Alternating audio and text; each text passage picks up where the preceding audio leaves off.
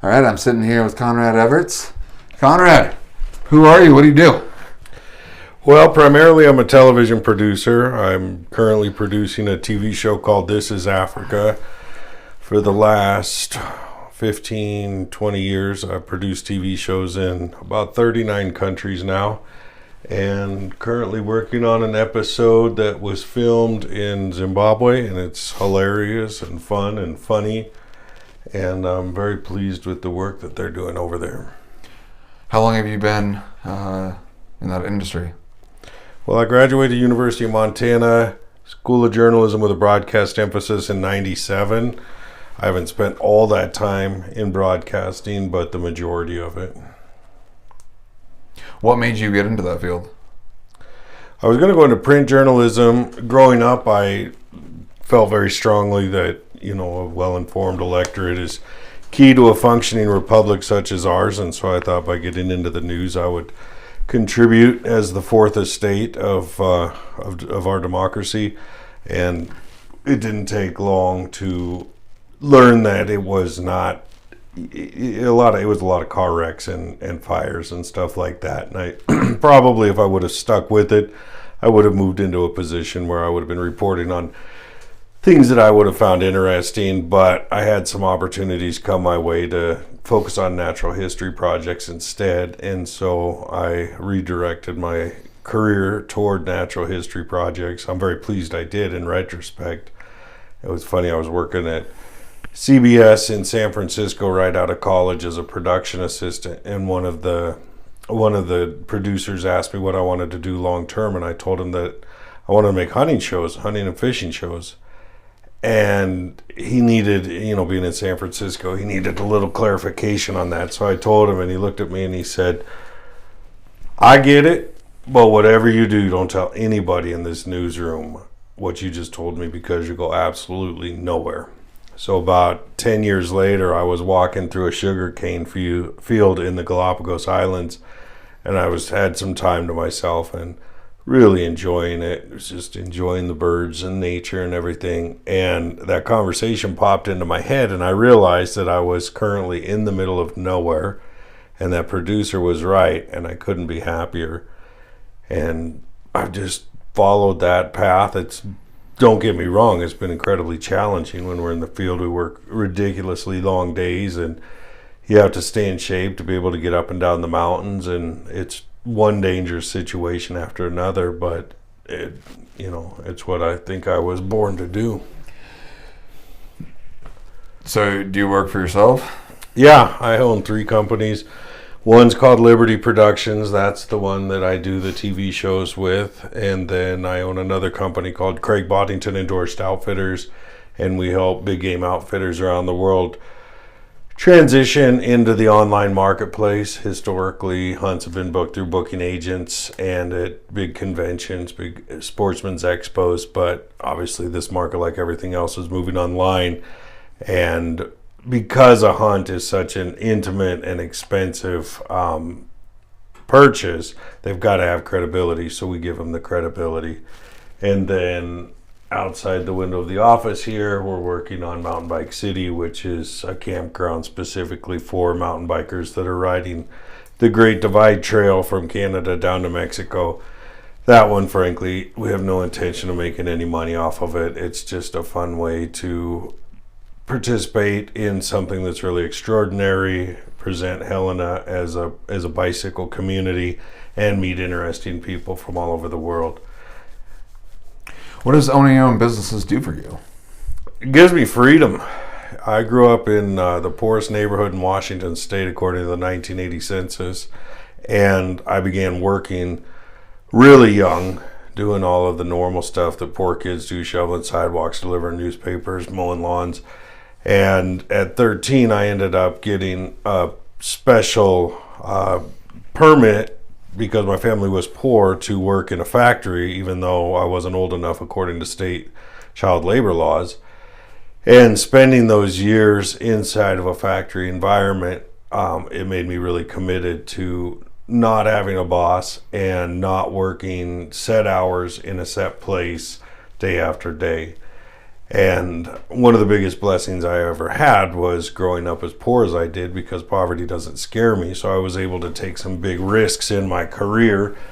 And one thing a lot of people forget in our economy is that unless you take risks, you don't get rewards. This economy rewards people who are willing to put it all on the line.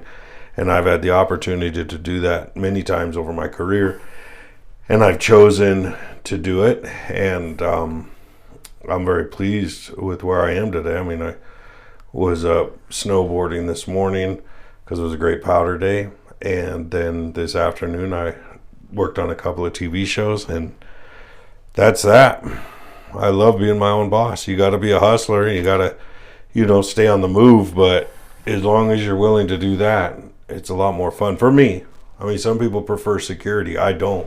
I think the most secure place in the world is a solitary confinement cell in a prison, and that's how I look at security. I have no use for it. Fair enough. What was one of your first businesses that you started? Yeah, that's a great question, because I've had a lot of colossal failures. I think probably the first one that failed, like my lawn mowing and snow shoveling and paperboy routine, those were all successes. People needed it, even being in a poor neighborhood. I can tell you, though, trying to sell newspaper subscriptions in the poorest neighborhood in Washington State did make me a great salesman. I will talk to anybody anytime, and I can move a conversation forward, and I can find out if there's a mutual benefit, and if there is, I can close a deal. So that was a huge benefit. But as far as failures go, I remember I was at a yard sale as a kid once, and I spent my money on this little shoe shine box that had all the supplies in it. But growing up where I grew up, nobody shined their shoes. Poor people, we don't shine our shoes very often. And so I had no idea how to shine shoes. So I took the bus down to downtown Spokane, and I set up a little sign in front of the federal building. And 3 days went by me sitting out there in the summertime for 6 hours a day, getting exactly 0 shoe shines. I had no idea what I was going to do if somebody actually asked me to do it. I kind of thought maybe I'd give them a freebie if they'd show me how to shine shoes. But on day 3, somebody must have had pity on me, and they sent a security guard out and told me that I needed to have a permit. And so that was enough for me to quit on the shoe shine business. And I went back to mowing lawns, which was a much better deal. How old were you? Oh, I was probably 12. Okay. And then... But I remember, I remember my very first attempt at sales. I was in second grade, and they used to have these things called comic books, and they were printed on this thing called paper. I know you're young, so you don't know this. But on the back cover, they had where you could sell greeting cards, like Christmas cards. And you would get a train set or a tent or different prizes if you sold enough. So I was all in on that. And I sent in, you had to cut out the little card, fill in your information, put a stamp on it, mail it in. A few weeks later, you get the samples. And then I hit up knocking on every door, banging on every door. Nobody got away from me. And one year I got a pup tent, and then the next year I got a train set. And so that was, now that I think about it, probably my first introduction to the one of the most challenging form of sales, which is door-to-door sales, which doesn't happen much in today's world. No, it doesn't. Why go to door-to-door when there's Amazon? Yeah. But yeah, you had 7-year-old me knocking on your door. I get my foot in that door, and you were going to buy some Christmas cards. Just to get you away? Yeah, you were going to buy some Christmas cards. So, do you have any tips to, someone who's just starting off in sales? Yeah, you got to find the mutual benefit. Sales gets a bad name because, movies and stuff, but you have to remember too, salespeople are the lubricant of the economy. I mean, they're like the joints that allow the whole thing to move forward. And so some people find sales a shameful thing. I don't. I'm very proud to do my part to participate in keeping our economy going. And so find the mutual benefit. It's not a hustle, it's a conversation, and it's a friendly conversation, and that's the way it is. And if I'm chatting with somebody, like with my endorsed outfitter business, and I cannot see a way that it would benefit their outfit, I will politely tell them that and keep the relationship open. But you've got to find the mutual benefit. Both of us have to come away in a better position. So through your, growing up and becoming the entrepreneur that you are today. I wanted this next question, but let me add one more thing. You have to care about people, I think, and you have to be interested in people. And I find that my interest in people really helps, because if we start out talking about one thing, but I really want to learn about them, and maybe we go in a different direction, maybe I don't make a sale, but maybe somebody I know I can refer them to, and that helps. So you were going to say growing up? You are caring about the consumer's interest. Yeah. Okay, you're not just there to make a buck. No, I care about, like, everybody in my endorsed outfitter program is a friend of mine, their family, everybody that I make TV shows for. I care about them. I want to see them benefit, and I turn down projects if I'm not interested in them, because there's not going to be a mutual benefit. Mm-hmm. My mission, I always say, for all my businesses, is to have fun and make money with people I like. So what I was getting into, like, throughout your entrepreneurial experience growing up, you went from knocking on doors, selling comic books, shoe shining a little bit, mowing lawns, shoveling snow. Now you're doing what you want, and you're in the hunting industry. So lots of your hobbies are hunting, snowboarding, if I can talk. The words are hard right now. What does that, waking up and doing what you want, what does that do for you? Keeps me energized. I'm somebody who, life to me is so incredibly precious, and it's so brief, and I'm so grateful at this point in my life that, to be very frank with you, if I found out I had a terminal disease tomorrow, I would be completely satisfied with what I've done in this first 46 years. I've been all over the world. I've taken time to go explore things that have interested me. I've never put material wealth or material goods first in my life. I've always just been wanting to live an interesting life. And so being an entrepreneur today allows me to pursue things that interest me, and that energizes me. That energizes my mind. I like that. You said you grew up in a poor neighborhood growing up. Like, do you have any other personal struggles that you've battled with that you want to share?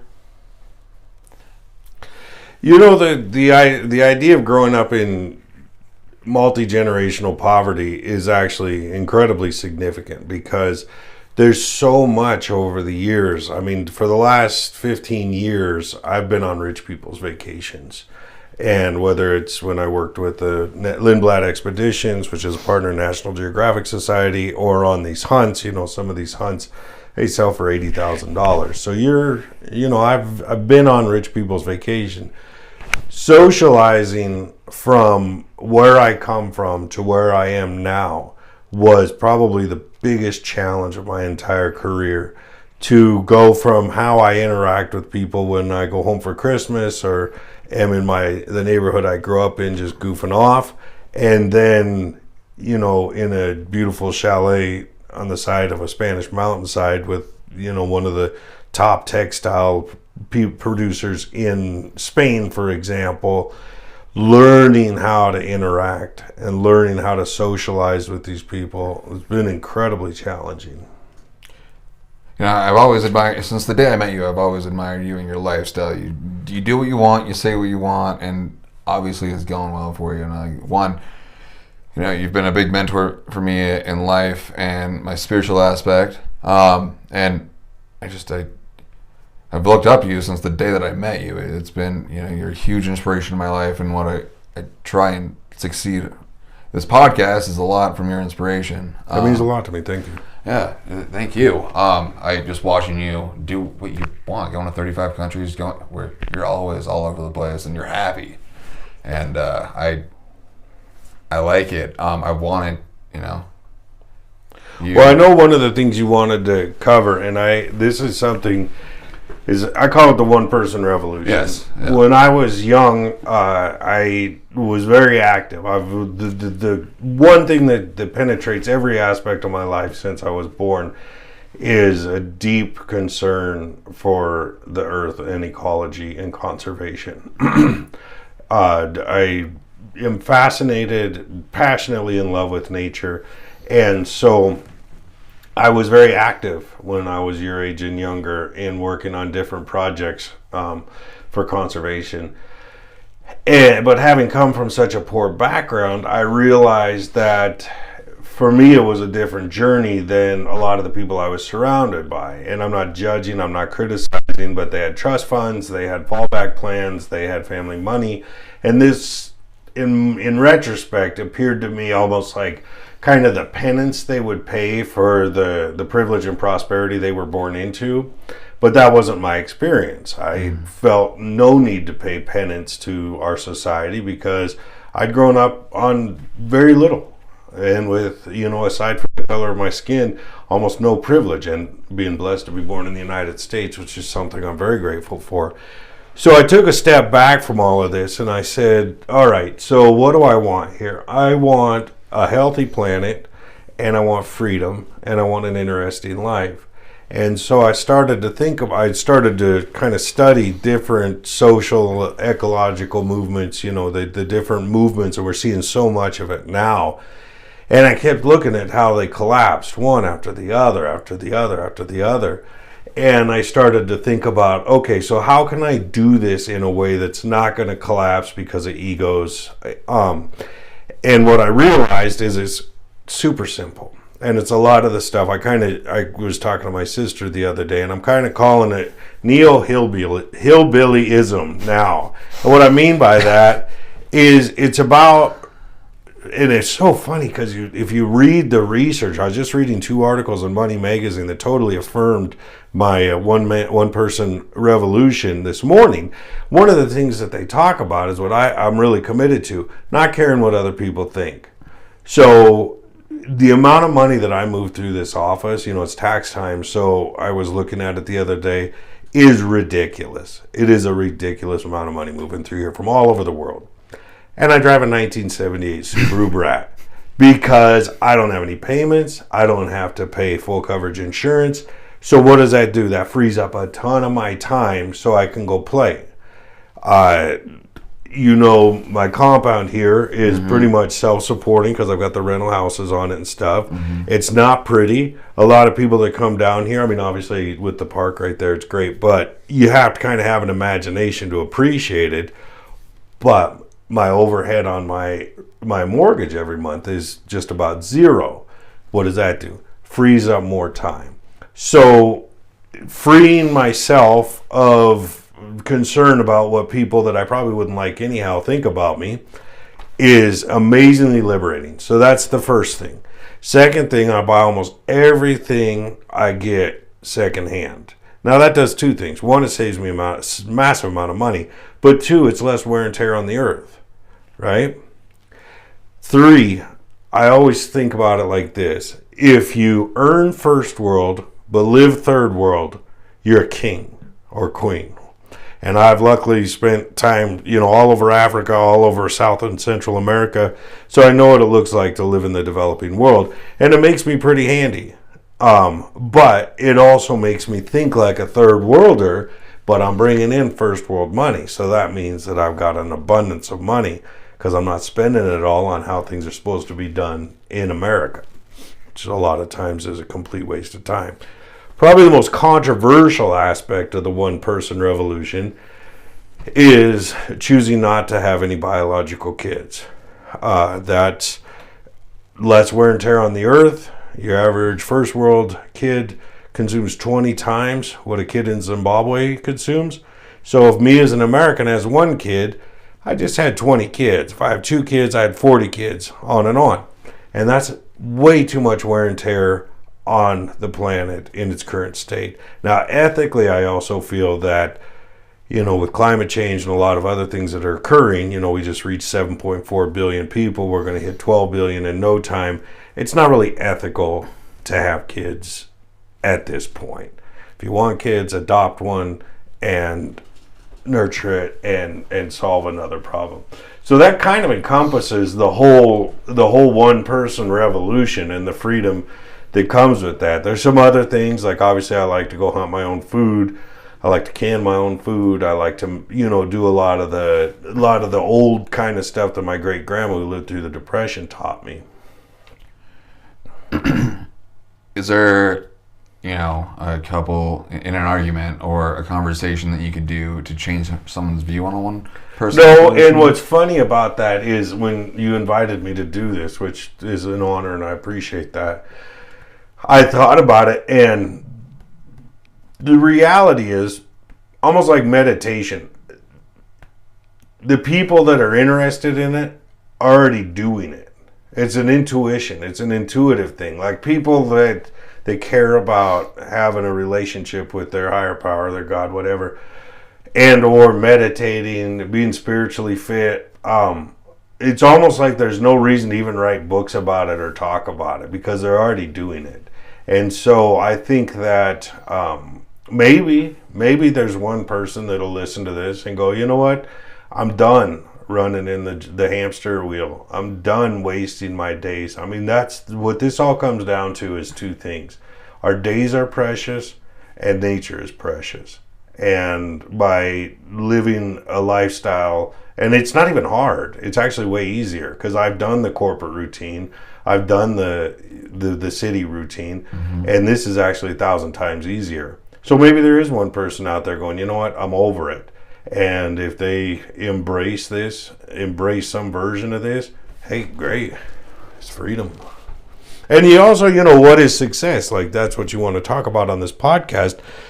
We all define success our own way. My success is that more days than not, I can wake up and do what I find interesting. That's success for me. That's freedom. That's freedom. And I was thinking about this the other day because having spent the last 15 years on rich people's vacation, I always thought growing up as a poor kid that freedom came through prosperity and wealth.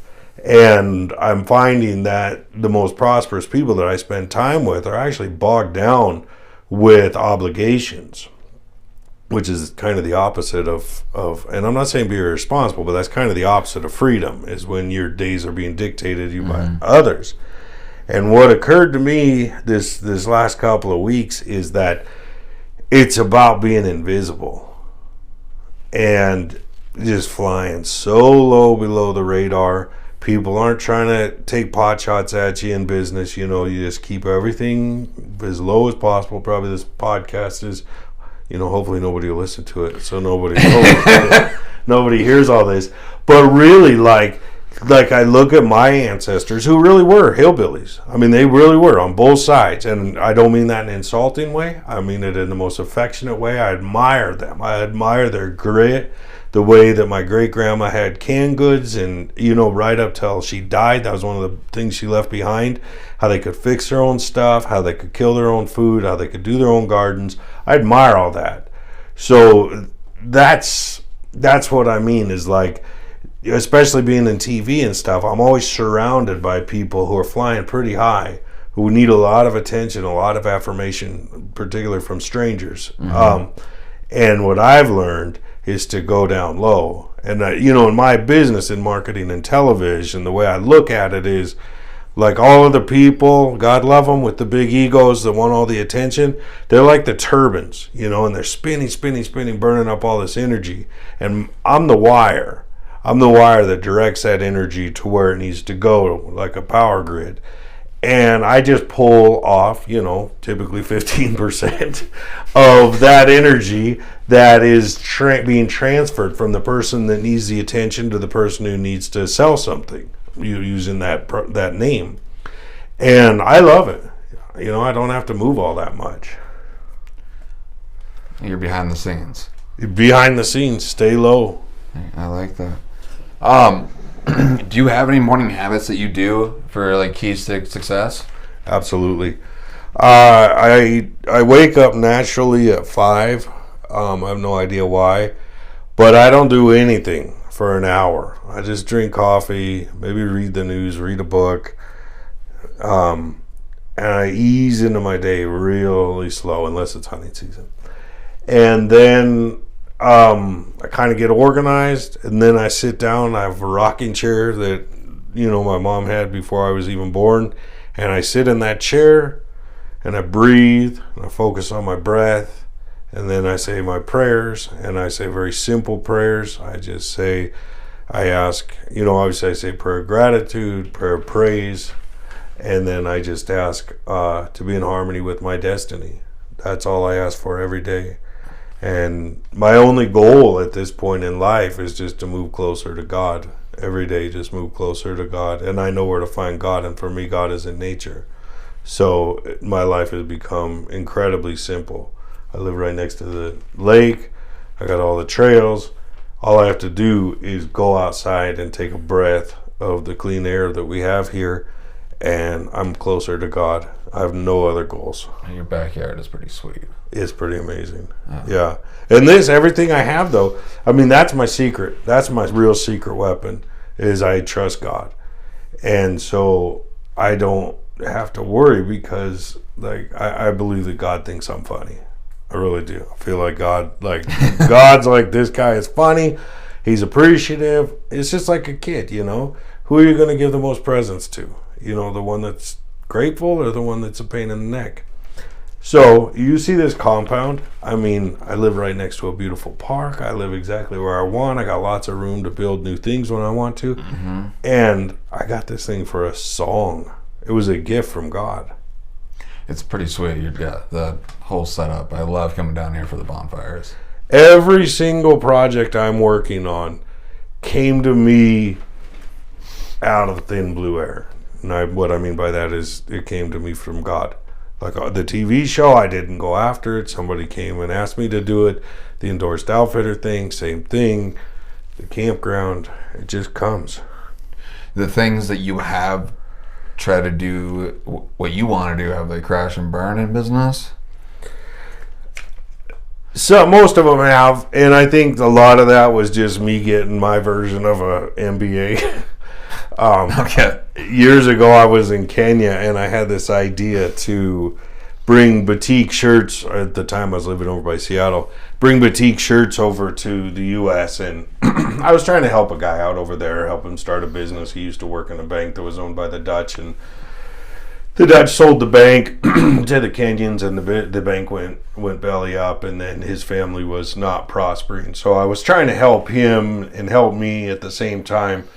And I got that first box of shirts, and I wasn't making much money at the time, and I'd spent $1,400 on that one box of shirts. And I opened it up at the FedEx depot, and they were purely junk. Like every bit of them was junk. There was no way. I went to a flea market down in Tacoma and tried to sell them, and nobody wanted them.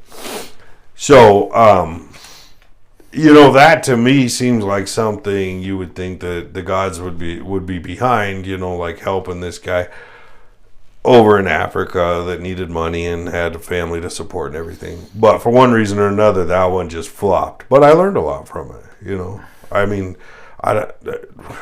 I don't think there's any entrepreneur that you're going to meet that hasn't had some amazing flops. You just got to stick with it. Yeah, that's true. I don't know anyone who hasn't failed over and over again. Yeah.